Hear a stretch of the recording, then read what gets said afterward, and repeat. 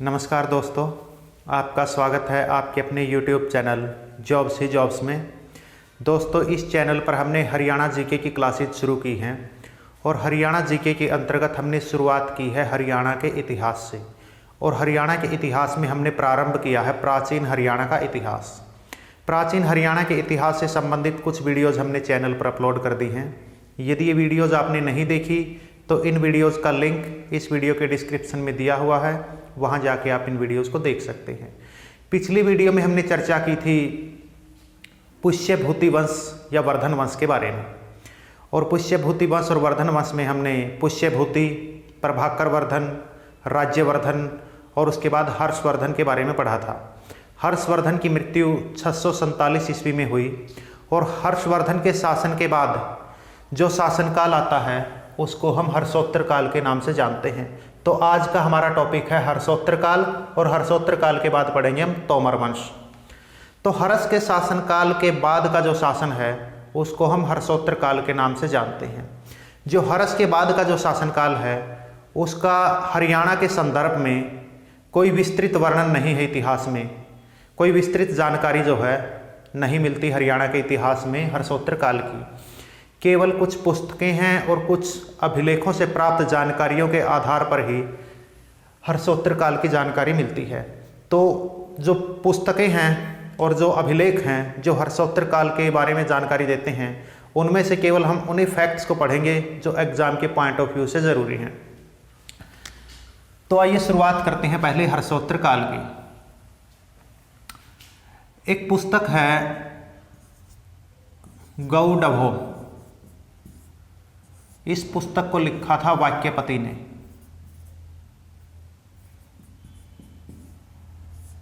ये पुस्तक जो है ये बताती है कि 7वीं शताब्दी की समाप्ति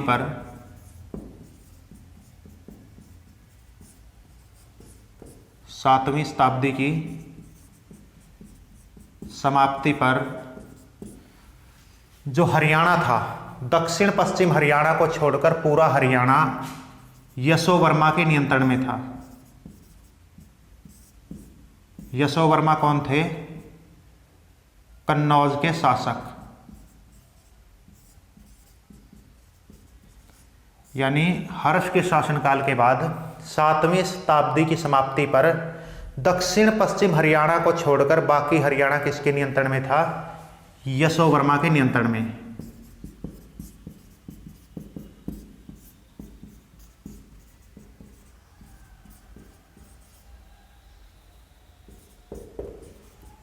और ये पुस्तक ये भी जानकारी देती है कि यशोवर्मा ने एक अभियान चलाया था, दिग्विजय अभियान। और दिग्विजय अभियान के अंतर्गत यशोवर्मा जो है कुरुक्षेत्र पहुंचा और कुरुक्षेत्र के दर्शन करके वापिस अयोध्या चला गया।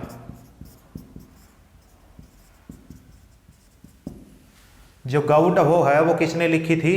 वाक्यपति ने लिखी थी। और ये पुस्तक जो है हर्षोत्तर काल के बारे में ये जानकारी देती है कि 7वीं शताब्दी की समाप्ति के बाद जो हरियाणा है उसके ऊपर किसका नियंत्रण था? यशोवर्मा का। दक्षिण पश्चिम हरियाणा को छोड़कर पूरे हरियाणा पर किसका नियंत्रण हो गया था? यशोवर्मा का, जो कि कन्नौज के शासक थे। और ये पुस्तक ये भी बताती है कि यशोवर्मा ने जो है दिग्विजय अभियान चलाया था और दिग्विजय अभियान के तहत वो कुरुक्षेत्र पहुंचा, कुरुक्षेत्र के दर्शन किए और कुरुक्षेत्र के दर्शन करके वापस अयोध्या चला गया। उसके बाद एक कश्मीरी शासक आए। इस कश्मीरी शासक का नाम था ललितादित्य। कश्मीरी शासक ललितादित्य ने जो है यशोवर्मा को हराया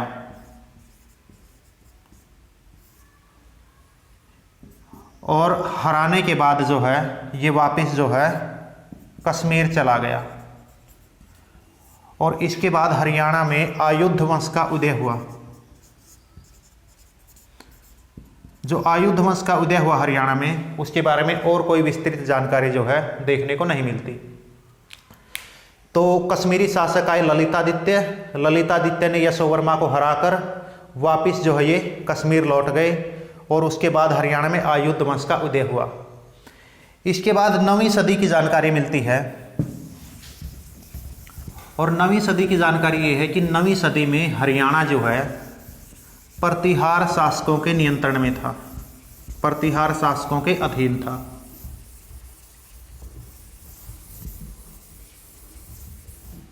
नवीं सदी,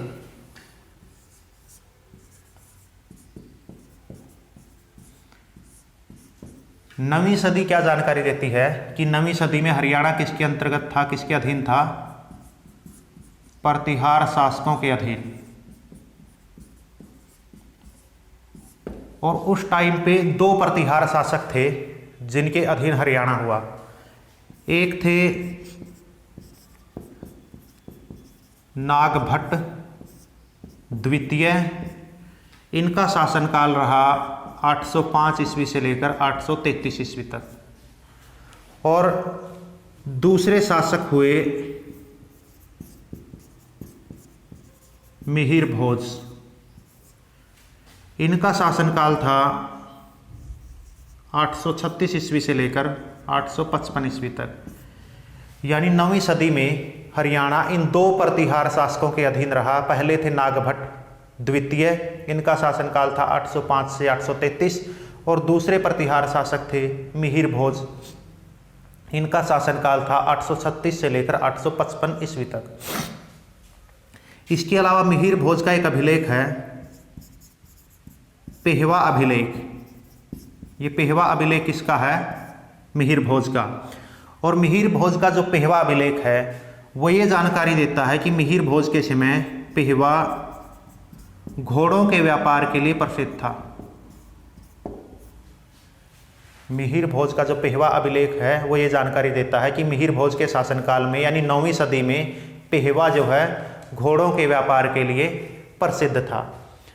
इसके बाद 9वीं सदी के अंत की जानकारी मिलती है कि 9वीं सदी के अंत में जो है हरियाणा में एक नए वंश, एक नए शासकों का उदय हुआ जिसको हम तोमर वंश के नाम से जानते हैं। तो 9वीं सदी के अंत में कौन आए? तोमर। इससे पहले हमने पढ़ा था हर्षोत्तर काल। हर्षोत्तर काल के बाद 9वीं सदी के अंत में कौन आ गए? तोमर। तो अब हम चर्चा करेंगे तोमर वंश की। जो तोमर वंश है उसका हरियाणा में उदय कब हुआ? 9वीं सदी के अंत में। और जो तोमर वंश थे, तोमर वंश का जो पहला राजा था वो था जाडल। प्रश्न आपसे पूछा जाएगा कि तोमर वंश का पहला शासक कौन था? जाडल। और इसकी जानकारी कहाँ से मिलती है कि तोमर वंश का पहला शासक जाडल था? इसकी जानकारी मिलती है पेहवा अभिलेख। पेहवा अभिलेख किसका? महेंद्रपाल का। आप जानते हैं कि पेहवा से 2 अभिलेख प्राप्त हुए हैं, एक भोजदेव या मिहिर भोज का और दूसरा महेंद्रपाल का। जो महेंद्रपाल का पेहवा अभिलेख है उसमें यह जानकारी दी गई है कि तोमर वंश का जो पहला शासक था वो कौन था? जाडल। उसके बाद एक अभिलेख है हर्षनाथ अभिलेख।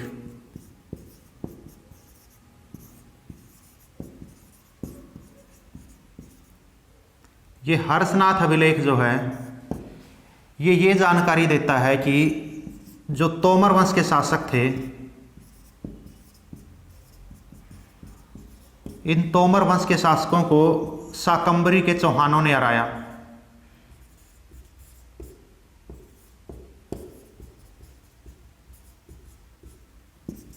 हर्षनाथ अभिलेख क्या जानकारी देता है कि तोमर वंश और शाकंभरी के चौहानों के बीच संघर्ष हुआ और इस संघर्ष में शाकंभरी के चौहानों ने तोमर वंश के शासकों को हरा दिया। यानी शाकंभरी के चौहानों की जीत हुई और तोमर वंश के शासकों की हार हुई।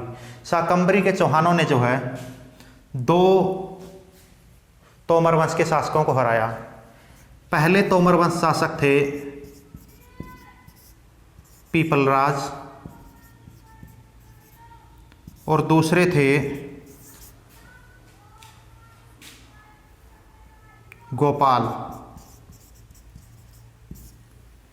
जो पहले तोमर शासक थे पीपलराज, इनको हराया था चौहान शासक चंदन ने। और जो दूसरे तोमर वंश के शासक थे गोपाल, इनको हराया था चौहान राजा सिंहराज ने। तो हर्षनाथ का अभिलेख ये जानकारी देता है कि तोमर वंश के शासकों को किसने हराया? शाकंभरी के चौहानों ने। दो तोमर वंश के शासकों को जो है शाकंभरी के चौहानों से हार का सामना करना पड़ा। पहले तोमर वंश के शासक थे पीपलराज, इनको हराया था चौहान राजा चंदन ने। और दूसरे थे तोमर वंश के शासक गोपाल, इनको हराया चौहान राजा सिंहराज ने। गोपाल के बाद तोमर वंश के एक स्वतंत्र शासक बने सुलक्षण पाल।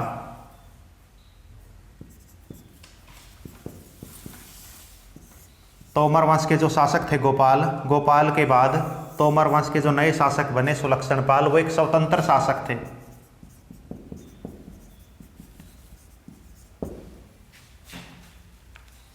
उसके बाद सुलक्षण पाल के बाद तोमर वंश के जो नए राजा बने, तोमर वंश के जो नए उत्तराधिकारी थे, वो थे जयपाल। सुलक्षण पाल के बाद जयपाल ने जो है तोमर वंश की कमान संभाली। और जैसे ही जयपाल ने तोमर वंश की कमान संभाली तो तोमर वंश के ऊपर अफगान शासकों के आक्रमण शुरू हुए। सुलक्षण पाल के बाद राजा कौन बना? जयपाल।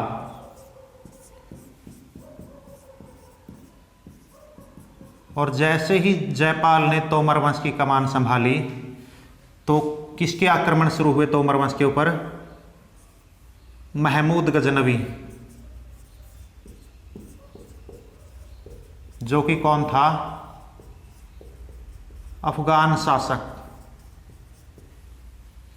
जयपाल के राजा बनते ही तोमर वंश के ऊपर किसने आक्रमण किया? महमूद गजनवी ने, जो कि एक अफगान शासक था। सबसे पहले 1009 में जयपाल और महमूद गजनवी का मुकाबला हुआ।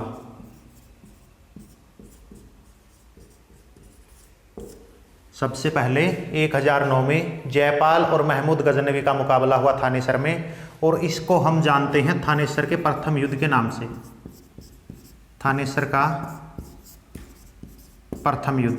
तो आपसे पूछा जा सकता है कि थानेसर का जो प्रथम युद्ध था वो 1009 में जो है जयपाल वर्सेस महमूद गजनवी हुआ।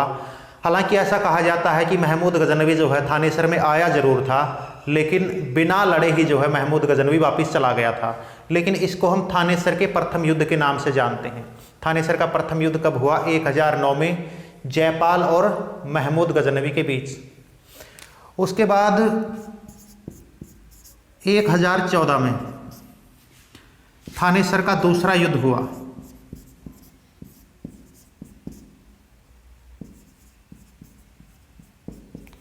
और ये युद्ध भी किसके बीच हुआ?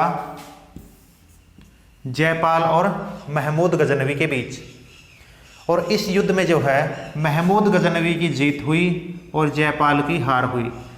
और जब जीतकर महमूद गजनवी थानेसर के दूसरे युद्ध में वापस जा रहा था तो अपने साथ महमूद गजनवी भगवान चक्कर स्वामी की मूर्ति ले गया। भगवान चक्कर स्वामी की मूर्ति। तो जयपाल के शासनकाल में अफगान शासकों ने, महमूद गजनवी ने तोमर वंश के ऊपर आक्रमण किए। 1009 में थानेसर का पहला युद्ध हुआ जयपाल और महमूद गजनवी के बीच। हालांकि ये मानते हैं कि महमूद गजनवी ने आक्रमण नहीं किया था, लेकिन फिर भी हम इसको थानेसर के प्रथम युद्ध के नाम से जानते हैं। उसके बाद 1014 में थानेसर का दूसरा युद्ध हुआ। ये युद्ध भी किसके बीच हुआ? जयपाल और महमूद गजनवी के बीच। महमूद गजनवी की जीत हुई, जयपाल की हार हुई। और जीतकर जब महमूद गजनवी वापस जा रहा था तो अपने साथ भगवान चक्कर स्वामी की मूर्ति ये ले गया, क्योंकि ये लुटेरे थे, लूट के उद्देश्य से जो है ये आक्रमण करते थे।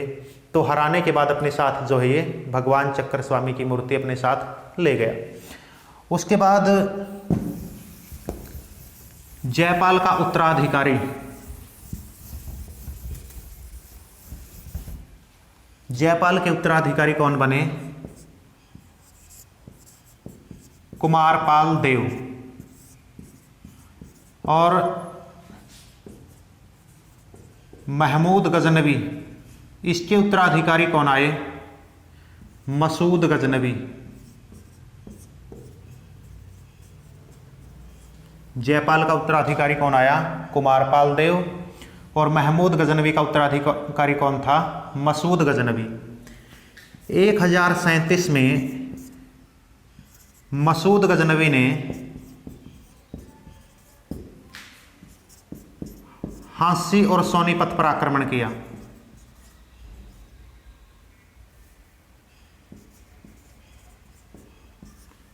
एक 1037 में मसूद गजनवी ने हांसी और सोनीपत पर आक्रमण किया और किसको हराया?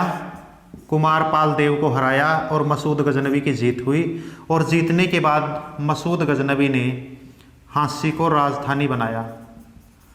आपसे पूछा जा सकता है कि मसूद गजनवी ने हांसी पर आक्रमण कब किया? 1037 में हांसी और सोनीपत पर। और इस युद्ध में इसने कुमारपाल देव को हराया और हराने के बाद मसूद गजनवी ने किसको राजधानी बनाया? हांसी को अपनी राजधानी बनाया। लेकिन 1041 में जो है मसूद गजनवी की मृत्यु हो गई। 1041 में मसूद गजनवी परलोक सिधार गए और मसूद गजनवी के बाद इसका उत्तराधिकारी बना मादूद गजनवी।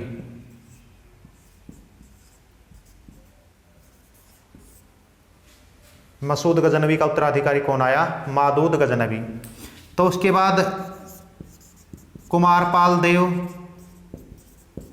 और मादूद गजनवी के बीच 1043 में जो है संघर्ष होता है। 1043 में कुमारपाल देव और मादूद गजनवी के बीच संघर्ष हुआ और इस संघर्ष में जो है मादूद गजनवी की हार हुई और कुमारपाल देव की जीत हुई। उसके बाद कुमारपाल देव के बाद तोमर वंश के एक शक्तिशाली राजा बने सूरजपाल तोमर या अनंगपाल तोमर।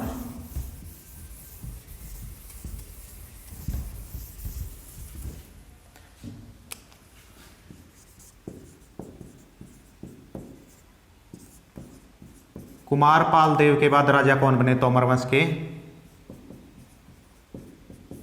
सूरजपाल तोमर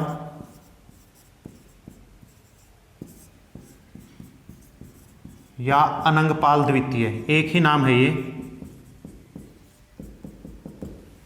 जो सूरजपाल तोमर या अनंगपाल द्वितीय थे वो बहुत शक्तिशाली राजा थे।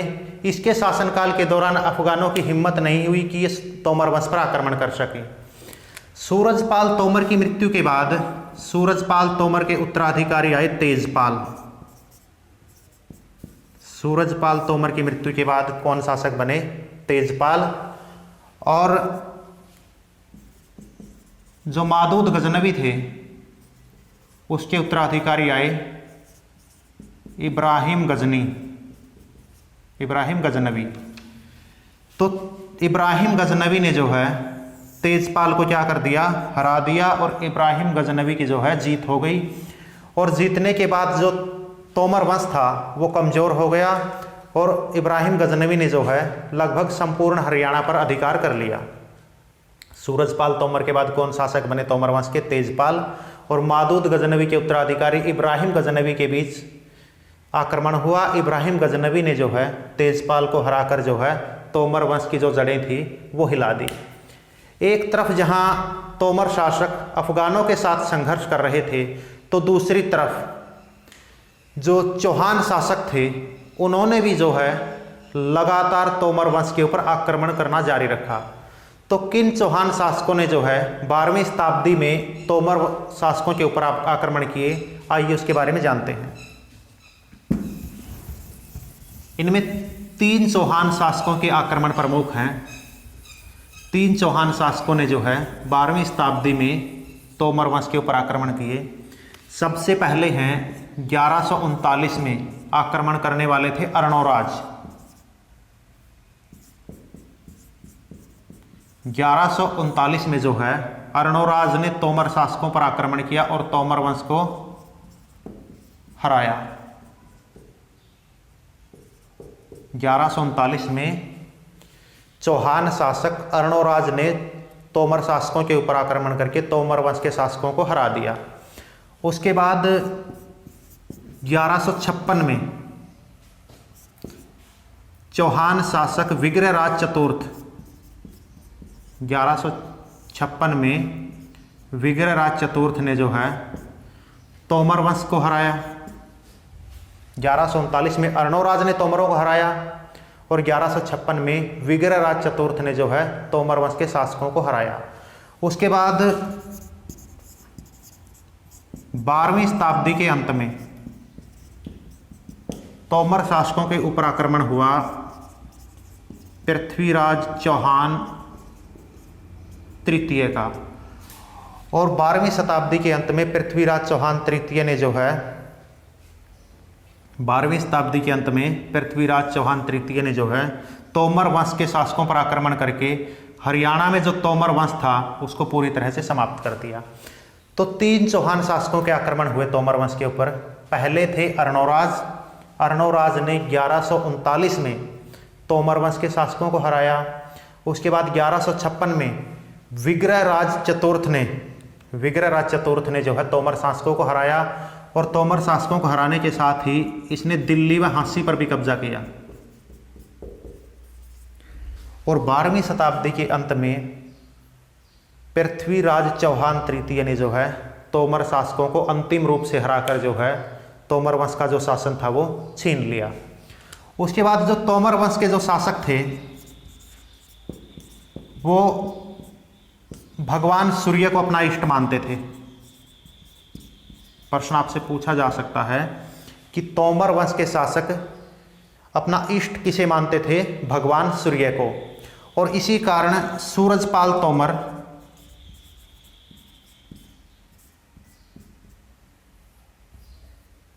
या अनंगपाल द्वितीय, इन्होंने जो है फरीदाबाद में सूरजकुंड झील का निर्माण करवाया। और सूरजकुंड झील का दूसरा नाम क्या है? मयूर झील। तोमर वंश के जो शासक थे वो भगवान सूर्य को अपना इष्ट देवता मानते थे। इसी कारण तोमर वंश के जो शासक थे सूरजपाल तोमर या अनंगपाल द्वितीय, इन्होंने फरीदाबाद में सूरजकुंड झील का निर्माण करवाया। और सूरजकुंड झील का दूसरा नाम क्या है? मयूर झील। हर्षोत्तर काल में हमने पढ़ा था कि 7वीं शताब्दी के बाद जो हरियाणा था, हरियाणा के ऊपर किसका शासन था? यशोवर्मा का। लेकिन यशोवर्मा का संपूर्ण हरियाणा के ऊपर शासन नहीं था। हर्ष के शासनकाल के बाद हरियाणा के ऊपर यशोवर्मा का संपूर्ण अधिकार नहीं था। जो दक्षिण पश्चिम हरियाणा है,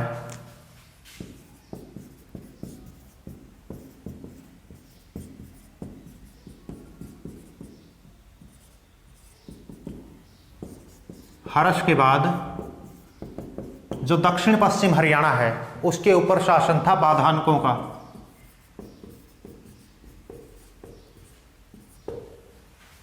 सातवीं शताब्दी की समाप्ति पर यशोवर्मा ने हरियाणा पर कब्जा जरूर किया, लेकिन पूरे हरियाणा पर यशोवर्मा का अधिकार नहीं था। हर्ष के बाद जो दक्षिण पश्चिम हरियाणा था वहां पर किसका शासन था? भादानकों का। और एक अभिलेख है खालिमपुर शिलालेख। ये खालिमपुर शिलालेख क्या कहता है कि हरियाणा में 2 शक्तियां थी। एक तो थी कुरु शक्ति और दूसरी थी यदु शक्ति। जो खालिमपुर शिलालेख है वो ये बताता है कि हरियाणा में 2 शक्तियां थी, एक कुरु शक्ति और दूसरी यदु शक्ति। जो भादानक थे वो यदुओं की एक शाखा थी। जो भादानक कौन थे? यदुओं की एक शाखा थी। और जो भादानक थे इनका शासनकाल हरियाणा में जो था ये था रेवाड़ी और गुड़गांव में। हर्ष के पश्चात दक्षिण पश्चिम हरियाणा जो है रेवाड़ी और गुड़गांव, वहां पर किसका शासन था? भादानकों का। और जो भादानक थे इनके शासन का प्रमुख केंद्र था भदवास गांव। ये भदवास गांव कहाँ पर है? रेवाड़ी में। जो भादानक थे इनका मुकाबला हुआ प्रतिहार शासकों के साथ। भादानकों का मुकाबला किसके साथ हुआ? प्रतिहार शासकों के साथ। और प्रतिहार शासकों ने भादानकों को हरा दिया और हारने के बाद ये भादानक जो थे प्रतिहार शासकों के सामंत बन गए। और सामंत बनकर जो है इन्होंने पूरे अहिरवाल क्षेत्र पर कब्जा कर लिया। भादानकों का किसके साथ संघर्ष हुआ? प्रतिहार शासकों के साथ। और प्रतिहार शासकों के साथ संघर्ष में भादानकों की पराजय हुई, लेकिन ये प्रतिहार शासकों के सामंत बन गए। और सामंत बनने के बाद भादानकों ने जो है अहिरवाल क्षेत्र को अपने कब्जे में कर लिया। पूरा अहिरवाल क्षेत्र अपने कब्जे में इन्होंने ले लिया। लेकिन 1151 में विग्रहराज चतुर्थ ने भादानकों को हराया।